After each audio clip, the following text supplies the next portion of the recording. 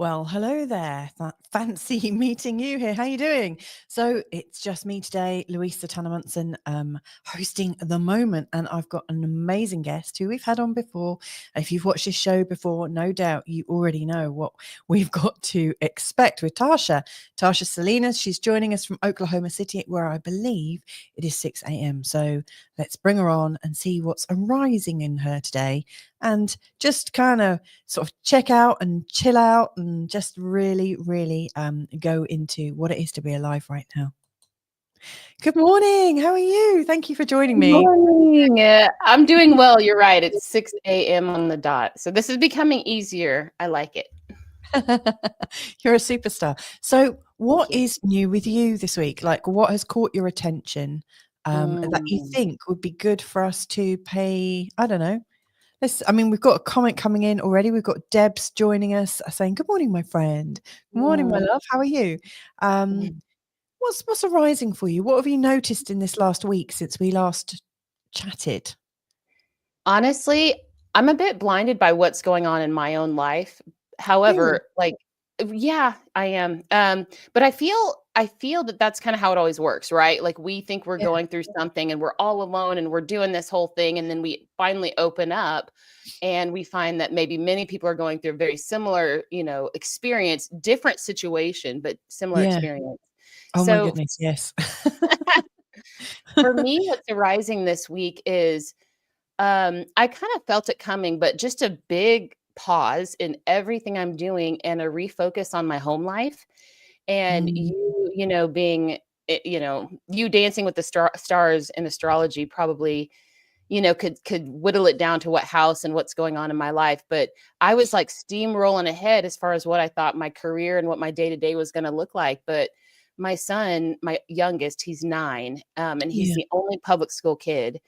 And he has been being bullied at 2 public schools. Here's Quincy. He's been being bullied. So we pulled him out and I'll be homeschooling him, which is great. But then also I'm building my business and I'm working on, clients and whatnot. And so I'm like, okay, but much like Marie Kondo, like, does this give me joy or whatnot? This is really giving, here it comes, Lisa. I just got a vision. It's given me like I just saw when I was about to say that, a hot sword, excuse me, a hot sword blade to kind of cut through what didn't really give me joy.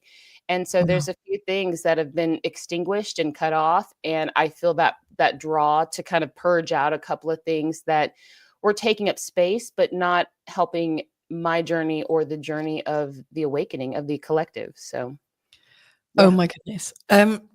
Quite choked by that, as you can see. Well, first of all, may I just say how beautiful it is that you are able to share something that's felt uncomfortable and really personal, and bring it forwards like that. And you're right. I think loads of people at the moment are going through something whereby they feel just out of sorts. They're not quite sure what's going on. And the funny thing is, when we realize, in my experience and working with clients I do, one thing that I notice is often the things that are holding us back are still serving us in some way. And so I wonder what freedom you're going to get now that your son is, what's occurring to you already? Because I can see that you're already tuning in, and no doubt you've already got loads of stuff saying, "Oh, we should shut up. I've got a flow. Shut up." No, honestly, the thing about, okay, here it goes. See, you just have to ask the question. You just have to open the space, create the container. What I was going to say is, not really, there is no flow, but the reality of it is being a conscious channel is being very conscious in every right now moment of my humanity. And then also, that internal call of returning back to our true space of divinity. So for me, with my son, for example, I'm feeling the very human feelings, like, oh no, money and income and my daily. And I think I'm unlearning that hustle 9-to-5 working paradigm. Good, because I've never created to be that person, but also refocusing my heart to my little boy. Just a little bit of personal about me. He's our youngest. My older 2 are 18 and 17, and then we have this 9-year-old, and he's always been a bit different. And it occurred to me that he's never had just one-on-one mom time. And, Yeah. safety, a sense of safety. We went to his parent-teacher conference last week, and his back was to the classroom. And I was like, first of all, we're going to turn his desk around. And she put him like that because, the kids were picking on him. And I'm like, my son in a defenseless posture with his back to the, to the bullies, so to speak. We're not going to do that. And so that arose something in me. And right as Venus went into Aries, I'm an Aries moon. So first of all, lit up about it. You know what I mean? And that mama bear turned me on. But at the same time, I'm like, okay, I nurture. And so I can't give from an empty cup. So I'm like, okay, more receptivity, more trust in the divine nature of myself and the decisions that I make. And with me being able to refocus my day to day on my son feels nourishing, but then also just being called deeper into surrender. And with the way that I communicate, the awakening to a lot of people who are just now coming into their own awareness about their consciousness and their ability to consciously live and choose their life and create the life of their dreams. I have to live it first. I get to live it first. And because I have a big mouth, I do it pretty publicly. So that was kind of the flow, is understanding the divinity and the humanity of very real human situations. And that's what we're facing in the world today anyway. So that was the flow. Very human. Flow. And there's so many parts of it that I really love and would love to sort of delve a little bit deeper. So like the idea of filling up your cup. Yes, ma'am. How do you know that you weren't being the fullness of your cup? Like, how do we know that? And then how do we know when we are? What's the difference? Well, for Tasha, it's that sense of satisfaction. And I got the message earlier this week. For me, that is that sense of fulfillment, is when I can and before I was, before I was going to say I had to, because I don't like saying I have to do anything, because I don't have to do anything. Before I chose, in using the information that I got, before I chose to pull my son out of the school, I just always felt this sense of unease. And so when I'd send him off every morning, I did this silent prayer thing of protect my boy and give him the fortitude to be able to stand up for himself or whatever. And I could do that all day long, but I was never at ease about it. And so for me, getting into my mind and finding a place of rest in my mind first, and then allowing myself to follow that next action that comes to mind to help stay in that place of ease and rest, is how I fill my cup. And so practically, for Tasha, that means waking up and exercising, not wake up and hustle, but wake up and then exercise. I shifted my workout schedule and just being very in the moment, which means letting a lot of things go by the wayside. And so letting that be. I'm a very driven woman. I don't hustle, but I'm driven. I have goals. I have dreams and plans. And even though I think I'm in control, I can decide and I can create my life to be wonderful, but I'm not in control of anything outside of my response to what happens outside of my body. So long story. Wow. And how's your son doing with this? Well, he was resistant at first, and that's kind of where I felt the tension. But the more the more I continued the conversation with him, the more he's starting to get happy. He's starting to understand that, I don't have to, I don't even think he consciously knew it, but he was in this defense posture. He was kind of always like this. And I've noticed his physical state, he's been more in that fight or flight and that higher cortisol mode. And I didn't really know how to whittle it down. So all that to say, now that he's with me this week, we've had a continual conversation, and he's starting to get excited because I'm we get to go to the library at 10 a.m. in the morning, and it's not 50,000 kids there. And we get to, all these things. So he's starting to get more and more excited. And I will say his last day at this public school is Thursday. So tomorrow? I'm you're going to take some time off. You're just going to be open. You're just going to be open. So he's probably going to get 2 or 3 weeks while I get my bearings about myself. And he's just really excited to be able to play.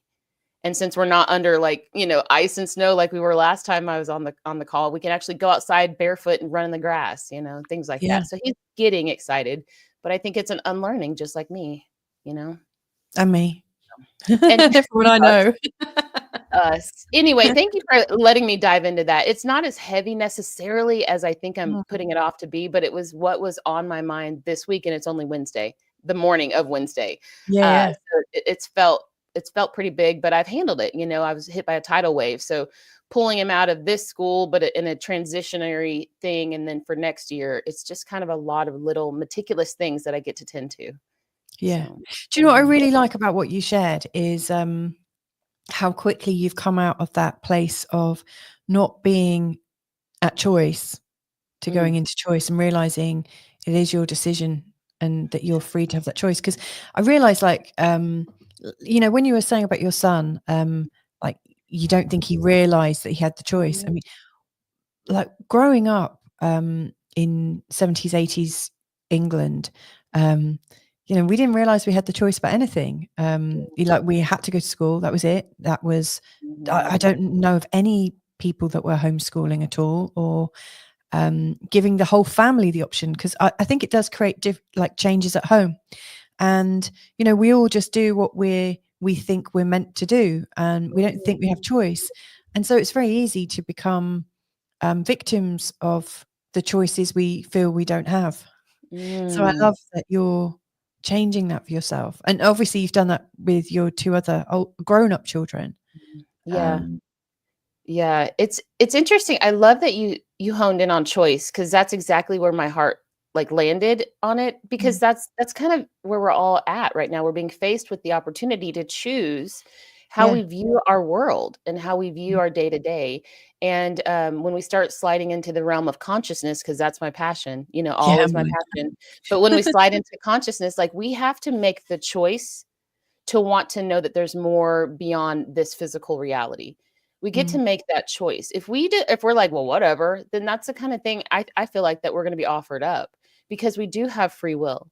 And when we keep choosing to know more and being open to the answers coming to us that may transcend what we think we know in our minds, that's when we get to touch the face of God, so to speak, and really live next to people and their choices. So I get to be okay being a sovereign being in the face of something that feels kind of yucky and very human, but I still have the choice to allow it to feel like I'm being held and led in my surrender, as opposed to being backed into a corner. Because the worst thing any human, in my opinion, can feel is that sensation of feeling trapped. Yeah. Okay, one more. I just got it. Boop. No, it's fine. Yeah. When I said trapped, I saw the vision of, and I always go back to the Bible. Again, that's my foundation. That's kind of just a foundational narrative. It's not religious.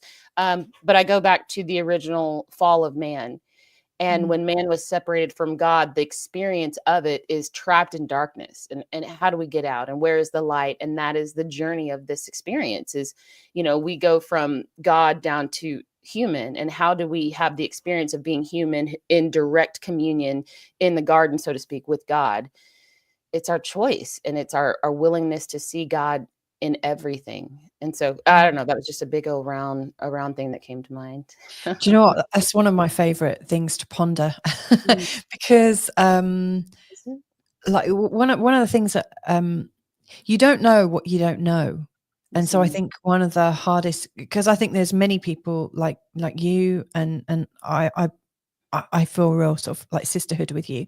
I've always grown up feeling like I was trapped in darkness, even though I grew up with a loving family, and not because there was anything specifically wrong, but there was a sense that I was disconnected and that this isn't meant to be how it is.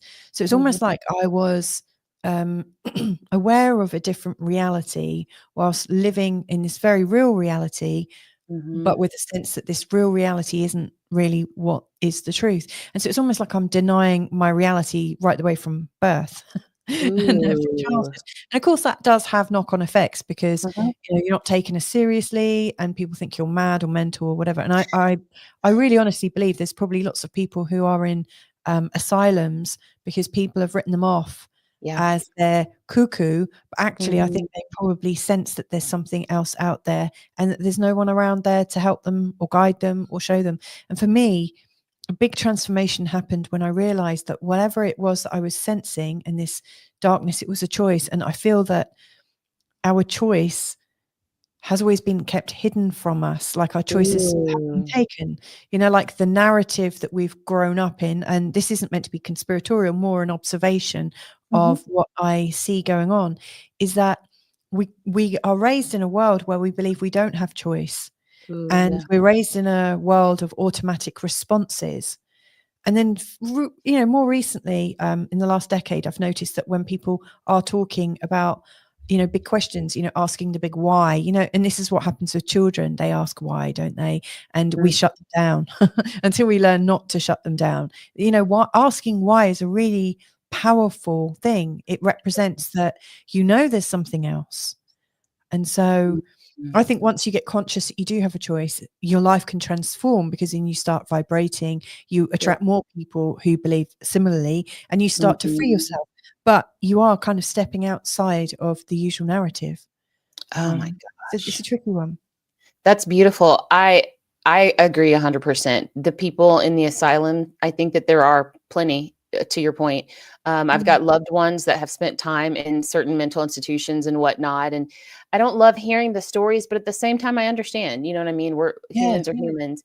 The idea of choice is so fascinating to me. Thinking about the conscious and the subconscious, the more I believe that we're using more and more of our brain, and we're getting more and more access to higher consciousness, we require, more use of the actual flesh that's in there, right? Like more space and more capacity. I believe you can throw me in the asylum. I might need a break, right? A week vacation in the We'll asylum. go on holiday. We'll go and have a retreat there. Let's go together. I honestly believe, Louisa, that we have already harmonized the left and the right hemispheres of the brain. I think we're working on the prefrontal and then like the back of the brain. I believe that we're making our subconscious more conscious. We're kind of bringing it all together, like one mind. Go figure, right? Go one mind. But I think in human evolution, I just hit my mic. Human evolution, I think we're getting to the point where the veil between the conscious and the subconscious is becoming more and more thin. And that does give notes back to the Bible about, the veil is torn and whatnot. But I think the veil is actually dissolving because of where we are in human evolution. And because of that, people are like, what? I sense something. There's something in there I'm sensing. And so those of us like ascension guides, we talk a lot about you're not learning new things. You're remembering who you actually are. And, the nature of duality of this dimension on this earth is the one of polarity. And we're coming back to center. We're coming back to oneness. We're coming back to, single as opposed to the dual. And that is a sense of coming back home and releasing the entrapment, the sensation of entrapment, coming back to satisfaction or whatever, word we want to put onto that.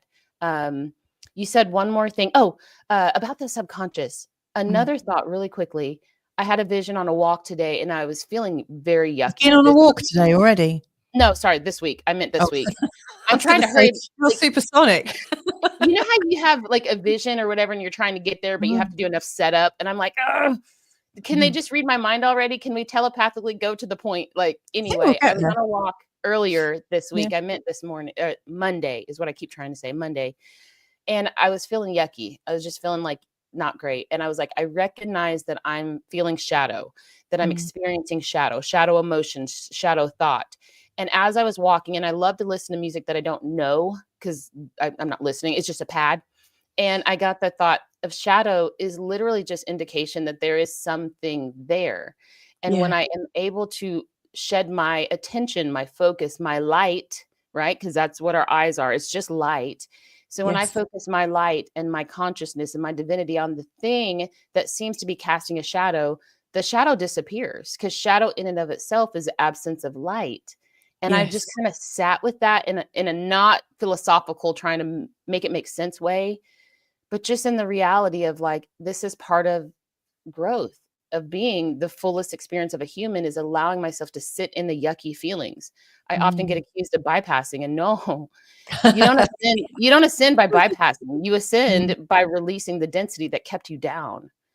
So diving into it. So anyway, that's where I was on Monday. Shadow and I need to reveal a few things as well, but we've got Debbie saying, I haven't been filling my own cup as much as my soul needs lately, but as soon as I feel my body getting tense over the state of the world, I come back to breath. Meditation is medicine for the soul. That's perfect. Really, really perfect. Yeah. What you were saying about, releasing the density and coming back into the balance, my eye on my left-hand side, as Sarah said, I popped a squid. That's her little saying for it. But I think I burst a blood vessel in my eye. And Yeah. so earlier this week, my eye was like really red on one side, like completely filled in almost. And it's almost faded just in 4 days. Dang. But it's interesting because obviously the brain, we've got the left and the right. And I was talking about, like the Pisces going into Aries energy. And, the Pisces is like the ocean, the consciousness, the conscious awareness, the everything. And I see that Aries is very much the energy of coming forwards and being very direct. It's like the integration, like once you can integrate it all, yes, you can move forwards. But when you haven't integrated it, you're here, there, and everywhere. You're everything. And it's like that.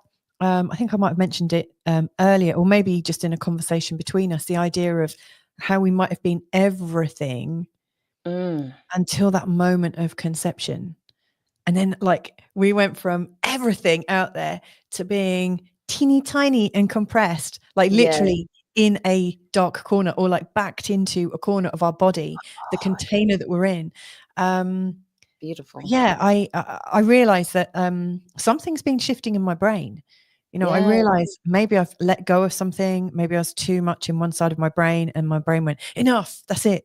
But I feel fine. Absolutely feel fine. It's already healing. But yeah, I was thinking, okay, well, this is some time for affirmations. Venus is retrograde. Let's write some affirmations. And I was writing a lot of I statements. And of course, I is EYE. So I'm talking about the I am this. And I realized the I is also the I. That's where we're seeing everything through. But then I really thought about it, and not just seeing with my eyes, I'm seeing and feeling with my whole body. And I realized that I've been like a head on a stick, and I haven't been in my body at all. And you can't be a completely sharpened tool when you're not using it all. So that's my big learning at the moment is, well said. Come out of my head on a stick and feel like I can see from every inch of my body. And to be fair, I didn't get there on my own. I have to sort of celebrate Carl and his genius and his man wisdom there, because he encouraged me. He's like, well, what about the rest of your senses? Anyway, that's beautiful. Feel it wholly. But I think that kind of fits in with you. You can't be like a sharp tool. You can't like work at your fullest when you're just in one little corner. I love that you shared that so much. And it's very feminine to get back into our body.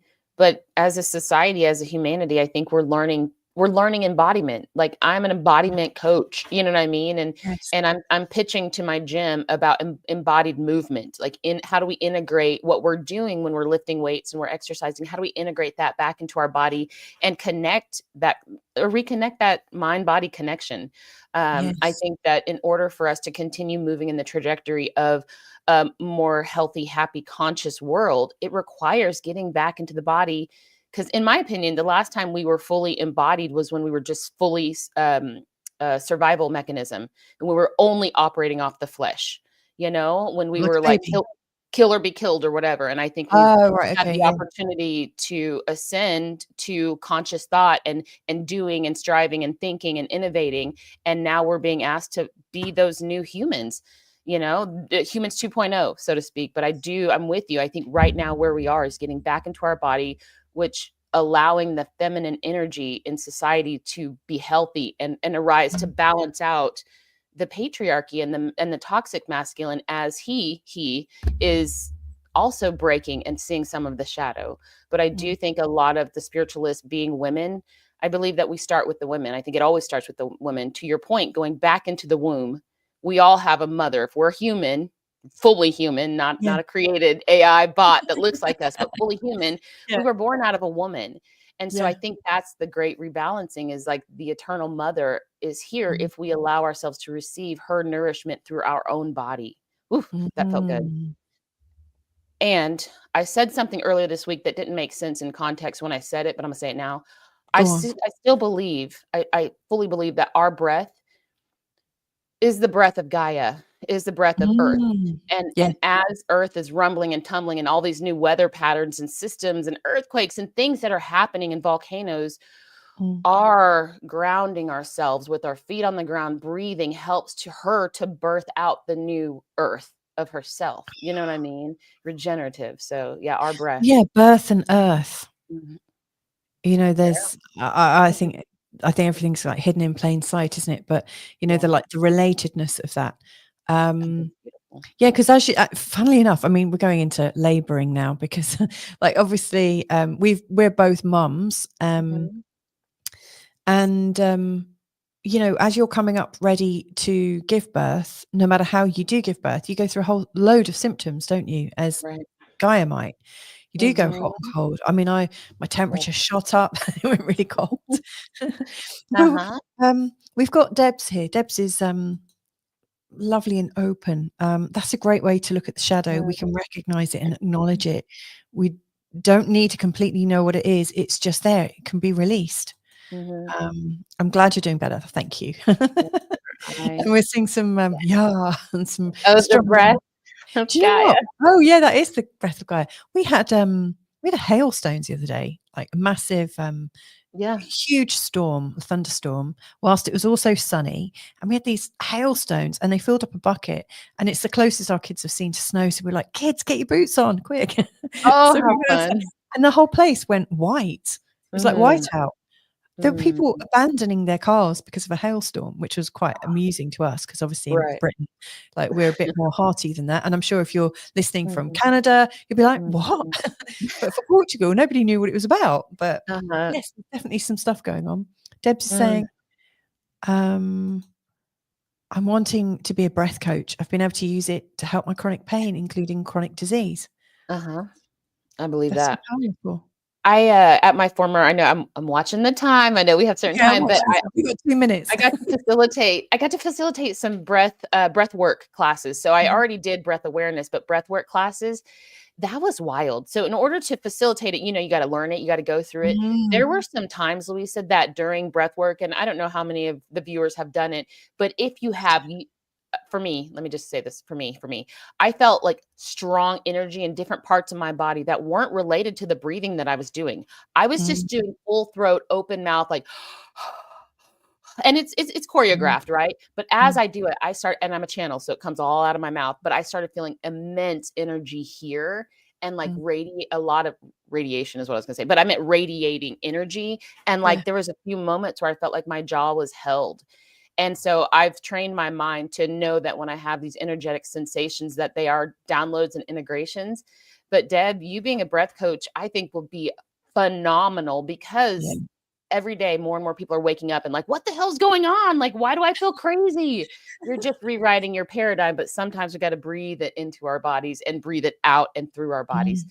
just like birthing yourself anew. So, Absolutely. I've been on a couple of breathwork sessions, and just with being still in myself and breathing into my body, all of a sudden I start sobbing. You know, that release. strongly held emotions get the chance to mobilize and come out. I guess you're creating that sense of safety in your Mhm, body, so you can do mhm, that.